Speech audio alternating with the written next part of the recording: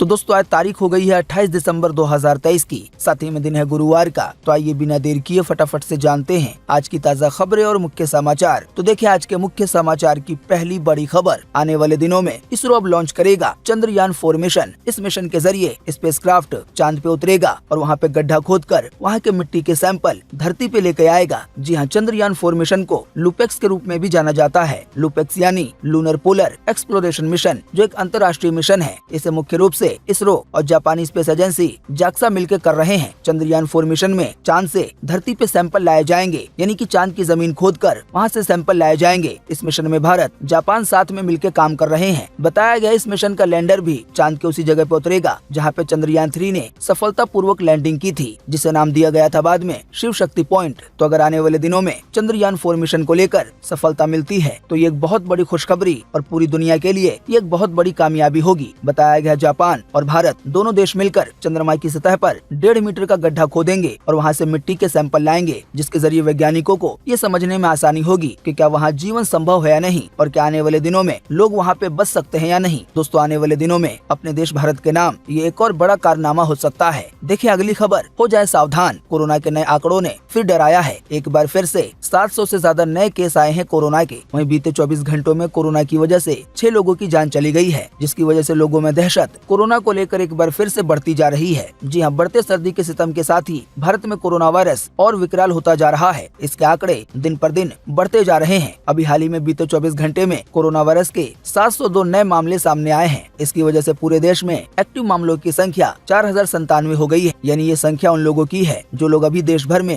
Corona से जूझ रहे हैं, जिनका किसी न किसी तरह से इलाज चल रहा है। वहीं आपको बता दें, कोरोना के नए सब वेरिएंट JN.1 की बात करें तो देश भर में अब तक इसके 110 मामले आ चुके हैं, यानी कि नए वाले वेरिएंट के मामले भी बढ़ रहे हैं। अगर कोरोना को लेकर हालात ऐसे ही रहे और कोरोना के मामले धीरे धीरे ऐसे ही बढ़ते रहे और साथ ही में नए वेरिएंट के मामले भी बढ़ते रहे तो देश भर में कई जगहों पर लोगों को बचाने के लिए कई तरह की पाबंदियां लगा सकती हैं सरकारें। देखिए अगली खबर, उत्तर प्रदेश में 84 कोसी परिक्रमा मार्ग में शराब की बिक्री पे लगा बैन। रामलला की प्राण प्रतिष्ठा से पहले योगी सरकार ने लिया है ये बड़ा फैसला। जी हाँ, यूपी का अयोध्या में 84 कोसी परिक्रमा मार्ग में अब शराब की बिक्री पर योगी सरकार ने पूरी तरह से बैन लगाने का ऐलान कर दिया है। साथ ही में दोस्तों आपको बता दें, यूपी में 84 कोसी परिक्रमा के मार्ग यानी कि रास्ते अयोध्या के साथ साथ फैजाबाद, बस्ती, अम्बेडकर नगर और सुल्तानपुर क्षेत्र में भी आएंगे। कुल मिलाकर आसान शब्दों में कहें तो यूपी के कई जगहों पर शराब को बेचना पूरी तरह से बैन कर दिया गया है। यहाँ पे जो दुकानें हैं उनको हटवाया जाएगा, उन्हें दूसरी जगह शिफ्ट करवाया जाएगा। बाकी कई जगहों पर मांस वगैरह तो बेचना बैन है ही। देखिए अगली खबर के, भारत ने पाकिस्तान से की हाफिज सईद के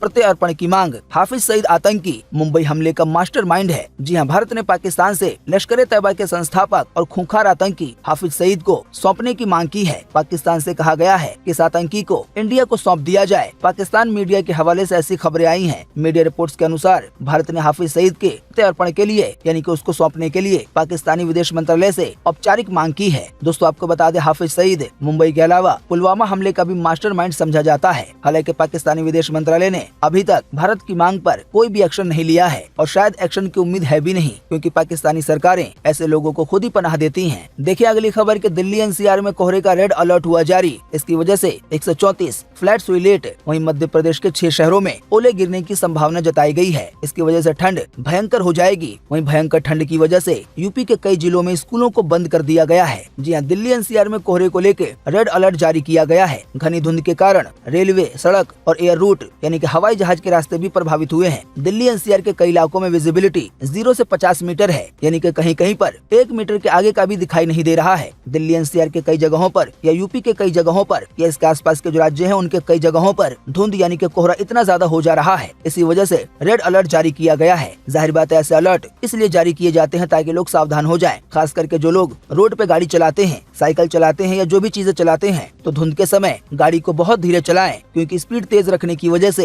एक साथ कई गाड़ियों के बड़े बड़े हादसे होते हुए दिख रहे हैं। मीडिया रिपोर्ट्स के मुताबिक बीते 2 दिन में यूपी, राजस्थान, पंजाब में कोहरे की वजह से अभी हाल ही में कई सड़क हादसे हुए हैं, जिनमें 17 लोगों की जान चली गई है और 46 लोग घायल हुए हैं। तो धुंध के समय गाड़ी बहुत धीरे चलाएं। इसी वजह से ये रेड अलर्ट या ऑरेंज अलर्ट या इस तरह के अलर्ट जारी किए जाते हैं। देखिए अगली खबर के, कोहरे में नहीं चलेंगी रोडवेज की बसें। विजिबिलिटी यानी कि दिखना कम होते ही ढाबा या पेट्रोल पंप पर बस को खड़ा करना होगा। प्रशासन की तरफ से ये फैसला लिया गया है। जी हाँ, यूपी में सुबह बढ़ते कोहरे और दिखना कम होने के दौरान उत्तर प्रदेश राज्य सड़क परिवहन निगम की बसों का संचालन नहीं होगा। निगम की ओर से इस संबंध में आदेश जारी किए गए हैं। परिवहन विभाग ने आदेश दिए हैं कि बस स्टैंड से बस रवाना होने से पहले चालक और परिचालक को पाबंद किया जाएगा कि कोहरे के कारण अगर दिखना कम हो जाता है तो ऐसी स्थिति में बस को वहीं पर रोक दिया जाए जहां पे आसपास में कोई ढाबा दिखे या कोई पेट्रोल पंप दिखे। तो ये एक बहुत अच्छा फैसला लिया गया है लोगों की सुरक्षा को लेकर यूपी में। देखिए अगली खबर, आप केवल 1 मिनट में अपने राशन कार्ड को आधार कार्ड से लिंक कर सकते हैं घर बैठे बैठे अपने फोन के जरिए। जी हाँ, जैसा कि आप जानते हैं आधार कार्ड एक जरूरी दस्तावेज है। इसका इस्तेमाल सभी सरकारी योजनाओं और सेवाओं का लाभ लेने के लिए किया जा रहा है। ऐसे में अब सरकार ने लगभग हर डॉक्यूमेंट्स को आधार से लिंक करना शुरू कर दिया है। इसी कड़ी में राशन कार्ड को भी आधार से लिंक किया जा रहा है। बताया गया है राशन कार्ड को आधार कार्ड से लिंक करने की वजह से आने वाले दिनों में राशन कार्ड धारक को कई तरह के फायदे होंगे। हालांकि आपको बता दें,